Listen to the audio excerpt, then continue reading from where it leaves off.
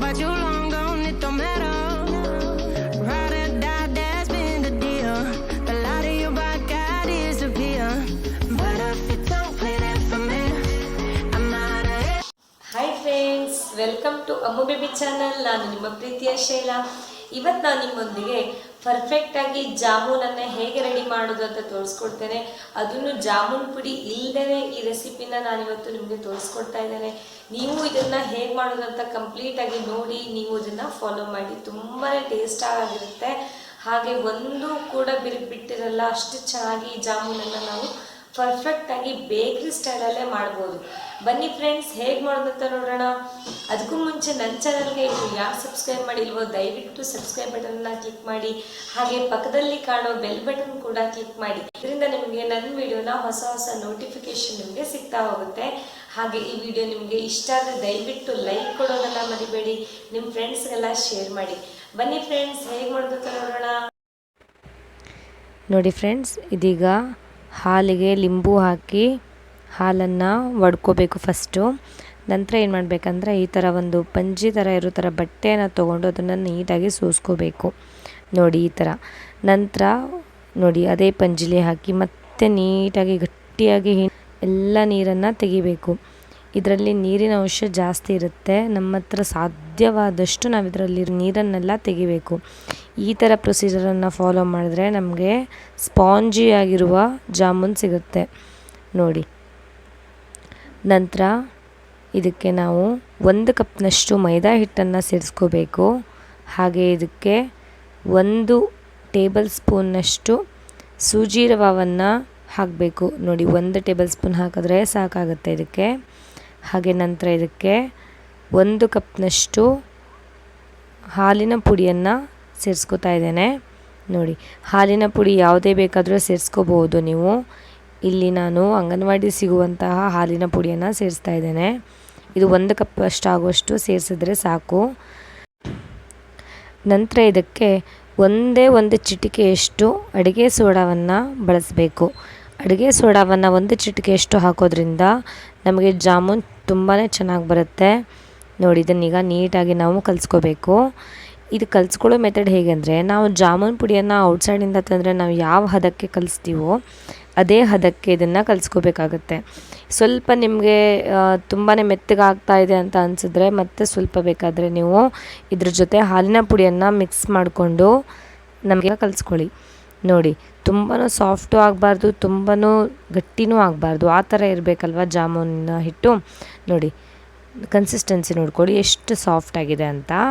ಇದೀಗ ನಮಗೆ ರೆಡಿಯಾಗಿದೆ. ಇದನ್ನು ನಾವೀಗ ಒಂದು ಚೆನ್ನಾಗಿ ಮಿಕ್ಸ್ ಮಾಡಿ ಮುದ್ದೆ ಕಟ್ಟೋಣ.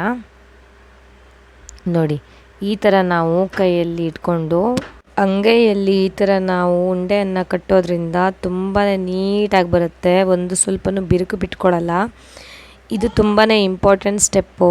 ಈ ಥರ ನಾವು ಬಿರುಕು ಬಿಡದೇ ಮಾಡಿಕೊಂಡ್ರೆ ಜಾಮೂನ್ ಪರ್ಫೆಕ್ಟಾಗಿ ಆಗುತ್ತೆ, ಸ್ವಲ್ಪನೂ ಬಿರುಕು ಬಿಟ್ಕೊಳ್ಳಲ್ಲ. ನಂತರ ನೋಡಿ, ಇದು ಎಲ್ಲನೂ ಒಟ್ಟಿಗೆ ಮಾಡಿಟ್ಕೊಳ್ಳಿ. ಅಂದರೆ ಒಂದು ಬಾಣಲೆಗೆ ನಾವು ಎಷ್ಟು ಹಾಕಬೇಕಾಗುತ್ತೋ ಅಷ್ಟನ್ನು ಒಟ್ಟಿಗೆ ಮಾಡಿಟ್ಕೊಳ್ಳಿ. ನಾವು ಆವಾಗ ಈಸಿಯಾಗಿ ಪಟ ಈ ಜಾಮೂನ್ ಕೆಲಸ ಮುಗಿಸ್ಬೋದಲ್ವ.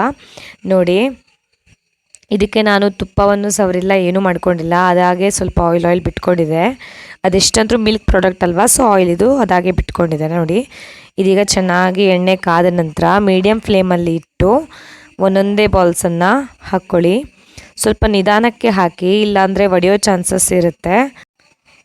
ಮೀಡಿಯಮ್ ಫ್ಲೇಮಲ್ಲೇ ಇದು ಲೈಟಾಗಿ ಕಂದು ಬಣ್ಣಕ್ಕೆ ತಿರುಗಬೇಕು.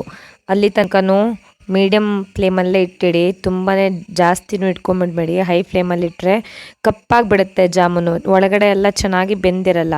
ಸೊ ನಾವು ಲೋ ಫ್ಲೇಮಲ್ಲಿ ಅಥವಾ ಮೀಡಿಯಮ್ ಫ್ಲೇಮಲ್ಲಿ ಇಟ್ಕೊಂಡ್ರೆ ನೀಟಾಗಿ ನಮಗೆ ಜಾಮೂನು ಒಳಗಡೆನೂ ಬೆಂದಿರುತ್ತೆ. ನೋಡಿ, ಇದು 1 ರೌಂಡ್ ರೆಡಿಯಾಗಿದೆ. ನೋಡಿ, ಕಲರ್ ನೋಡಿ ಪರ್ಫೆಕ್ಟ್ ಆಗಿದೆ ಅಲ್ವಾ. ಈ ಕಲರ್ ಬಂದಾಗ ಅದನ್ನು ನಾವು ತೆಗಿಬೇಕು. ಮತ್ತೆ ನಾನಿಲ್ಲಿ ರೆಡಿ ಮಾಡ್ತಾ ಇದ್ದೇನೆ. ಸೆಕೆಂಡ್ ರೌಂಡ್ ಇಲ್ಲಿ ಮತ್ತೆ ಹಾಕ್ಕೊಂಡಿದ್ದೇನೆ. ನೋಡಿ, ಕಲರ್ ಎಷ್ಟು ಚೆನ್ನಾಗಿ ಕಾಣಿಸ್ತಾ ಇದೆ. ಹಾಗೆ ಸಕ್ಕರೆ ಪಾಕಕ್ಕೆ 8 ಕಪ್ನಷ್ಟು ನೀರನ್ನು ಹಾಕಿ 5 ಕಪ್ನಷ್ಟು ಸಕ್ಕರೆಯನ್ನು ಹಾಕ್ಕೊಂಡಿದ್ದೇನೆ. ಪಾಕಕ್ಕೆ ಇಟ್ಟಿದ್ದೇನೆ. ಸಕ್ಕರೆ ಪಾಕ ಚೆನ್ನಾಗಿ ಆಗೋಗಿ ಬಿಡಿ. ಅಲ್ಲಿ ತನಕ ನಾವು ಈ ಥರ ಬಾಲ್ಸನ್ನು ಕಟ್ಕೊಳ್ಳೋಣ. ಎಲ್ಲ ಜಾಮೂನ್ ಕೂಡ ಈಗ ಚೆನ್ನಾಗಿ ಫ್ರೈ ಆಗಿದೆ. ನೋಡಿ ಸಕ್ಕರೆ ಪಾಕ ಕೂಡ ಈಗ ರೆಡಿ ಆಗ್ತಾ ಇದೆ. ಕಲರ್ ನೋಡಿ ಚೇಂಜ್ ಆಗ್ತಾ ಇದೆ ಅಲ್ವಾ, ಹಾಗೆ ಕಮ್ಮಿನೂ ಆಗಿದೆ ಅಲ್ವಾ. ಇದೀಗ ಪಾಕ ರೆಡಿ ಆಗಿದೆ. ಜಾಮೂನ್ಗೆ ಒಂದು ಒಳ್ಳೆ ಫ್ಲೇವರ್ ಬೇಕು ಅಂದರೆ ಒಂದು 4 ಯಾಲಕ್ಕಿನ ಹಾಕ್ಕೊಳ್ಳಿ, ಅಥವಾ ಒಂದು 4 ಕೇಸರಿ ದಳವನ್ನು ಸೇರಿಸಿ, ತುಂಬಾ ಚೆನ್ನಾಗಿರುತ್ತೆ. ನೋಡಿ ಇದು ಏನಿರಬೇಕಂದ್ರೆ ಜಾಮೂನಿನ ಈ ಬಾಲ್ಸ್ ಇದೆಯಲ್ಲ ಇದು ಕಂಪ್ಲೀಟ್ ತಣ್ಣಗಾಗಿರಬೇಕು. ಹಾಗೆ ಸಕ್ಕರೆ ಪಾಕ ಇದೆಯಲ್ಲ ಇದು ತುಂಬಾ ಕುದಿಯೋ ಥರ ಇರಬಾರ್ದು.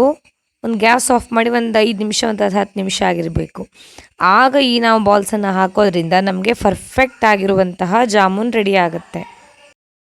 ಜಾಮೂನನ್ನು ಹಾಕಿ 1 ಗಂಟೆಗಳ ಕಾಲ ಹಾಗೆ ಬಿಡಿ. ಇದು ಕಂಪ್ಲೀಟಾಗಿ ಶುಗರ್ ಸಿರಪ್ಪನ್ನು ತಗೊಳ್ಳುತ್ತೆ ಜಾಮೂನು.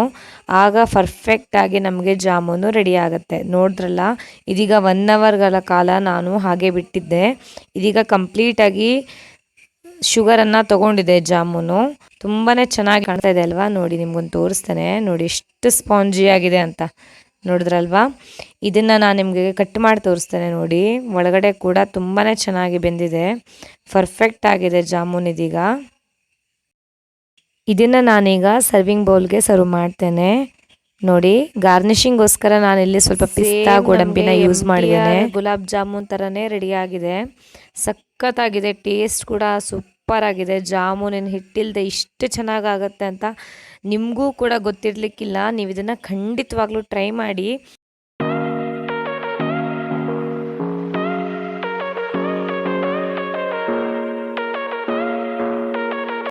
ನೋಡಿದ್ರಲ್ಲ ಫ್ರೆಂಡ್ಸ್, ಎಷ್ಟು ಈಸಿಯಾಗಿ ನಾವು ಜಾಮೂನ್ ಪುಡಿಯನ್ನು ಬಳಸ್ತೇನೆ ಈ ಜಾಮೂನನ್ನು ರೆಡಿ ಮಾಡಿದ್ವಿ ಅಂತ. ನೀವು ಕೂಡ ಇದನ್ನು ಮನೆಯಲ್ಲಿ ಟ್ರೈ ಮಾಡಿ ಹೇಗಾಗಿದೆ ಅಂತ ನನಗೆ ಕಮೆಂಟ್ ಮಾಡಿ ತಿಳಿಸಿ, ಓಕೆನಾ? ಬೈ ಫ್ರೆಂಡ್ಸ್, ಮತ್ತೆ ಮುಂದಿನ ವಿಡಿಯೋದಲ್ಲಿ ಸಿಗ್ತೇನೆ.